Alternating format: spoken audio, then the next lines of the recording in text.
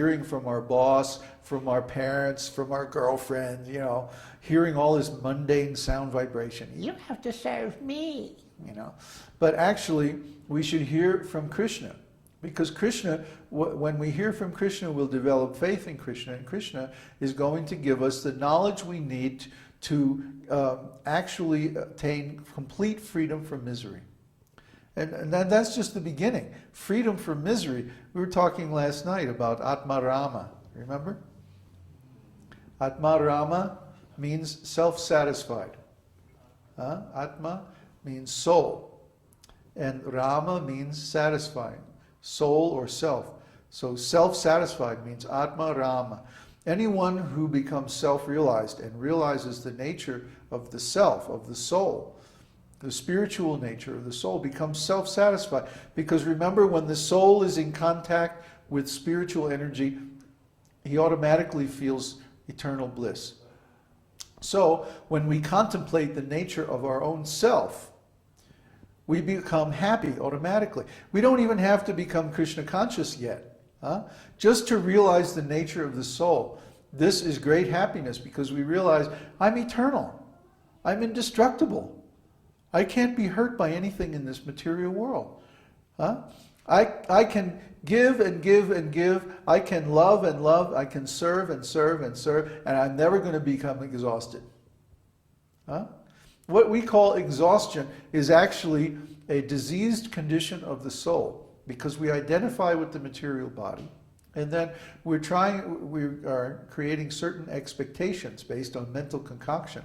And when those expectations aren't met, then we feel depressed and sad. That's exhaustion. I mean, it's one thing when the body is tired. Then we just lay it down and rest it for a while and it's okay.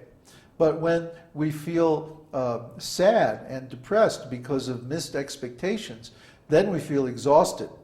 And that's an unnatural, diseased condition of the soul. When we are in our natural spiritual consciousness, we always feel energetic. You should see these videos of Prabhupada when he's like 75, 80 years old, you know, jumping in kirtan.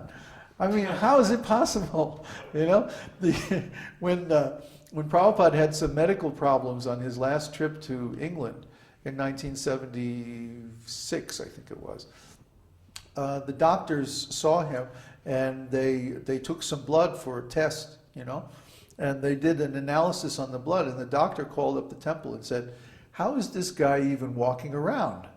What to speak of traveling internationally? He should be like in bed. In the hospital, you know, his blood work is like completely off the scale." Because he had that spiritual energy, because he had spiritual satisfaction from his self-realization, he was removed from all sorrows.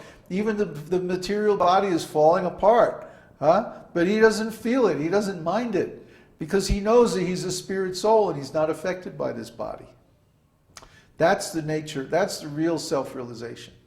And when we can act on that platform 24 hours a day, there's no misery. And that's just the beginning. That's just self-realization. That's not even God realization. God realization is 100 million times more wonderful than that. So this happiness that we get from Krishna consciousness is inexhaustible. But isn't it that simultaneous? Isn't it simultaneous? Well, actually it is, yeah. When we realize our real self, we realize Krishna, and vice versa.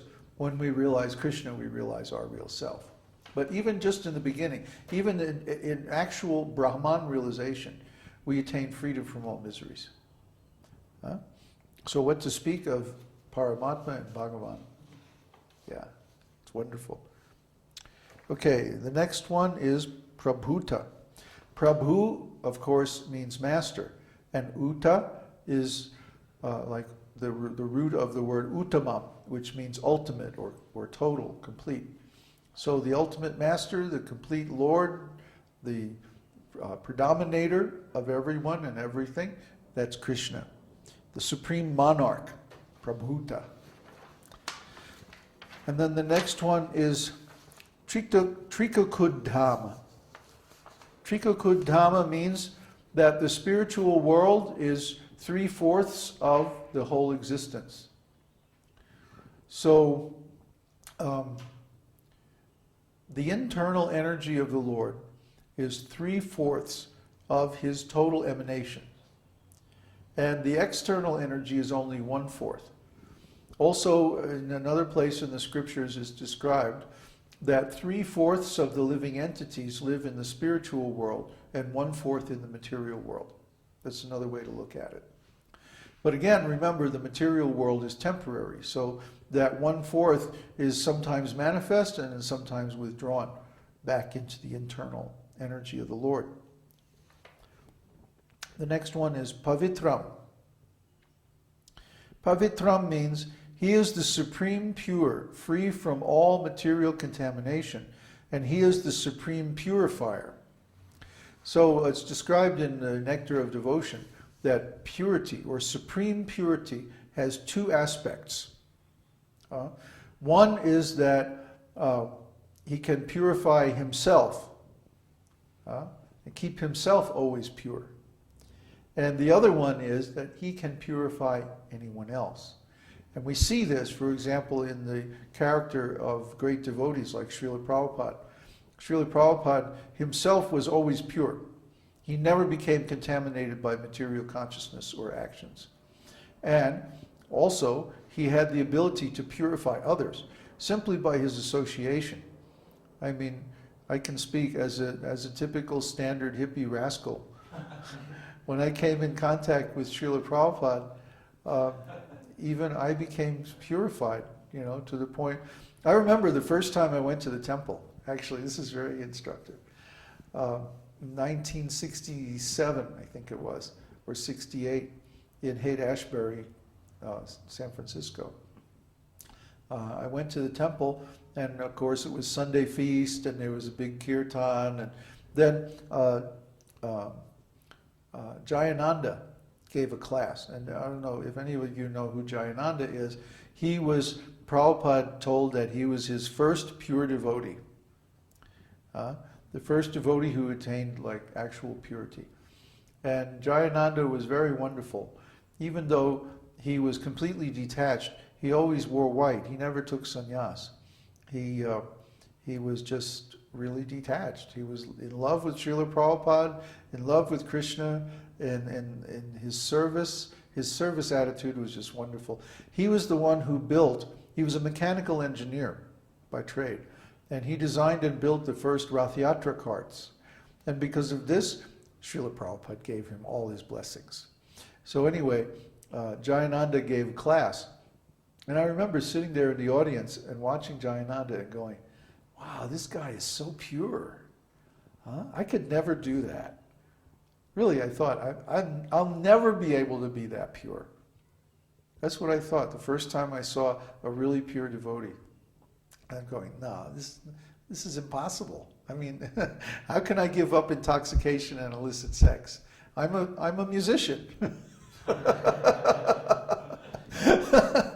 So I was thinking, oh no, this is, out of the range of my possibilities.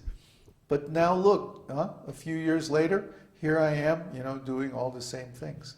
So anything is possible by this Krishna consciousness movement, because Krishna is the supreme pure.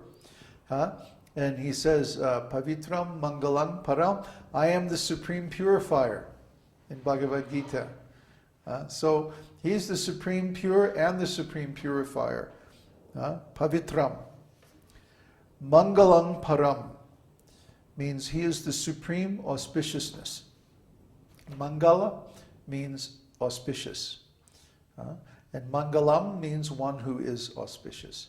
Param means the highest, the greatest, the most. So Mangalam Param, he is the most auspicious person. Auspicious means that giving an indication of good fortune for the future. So if I do something very wonderful, this is auspicious, because it means I will get good fortune in the future. Everything we do has a reaction. When we act in the mode of goodness, passion, or ignorance, then the result that we get is in the same mode. So when we act in the mode of goodness, for example, we get a reaction in the mode of goodness, and the same with passion and ignorance. But when we act in transcendental mode of consciousness, then the result is also transcendental. And it's immediate. With the law of karma, we have to wait for some time to get the result. But with spiritual things, the result is immediate. So if I change my consciousness right now, the result is immediate. If I chant Krishna's name purely, right now Krishna can reveal himself to me. We don't have to wait. Although we see in practice, chanting takes some time to have an effect. That's only because of our offenses. If we were to chant offenselessly, then our chanting would have immediate effect. And when one is pure, it does have immediate effect. But when we're in the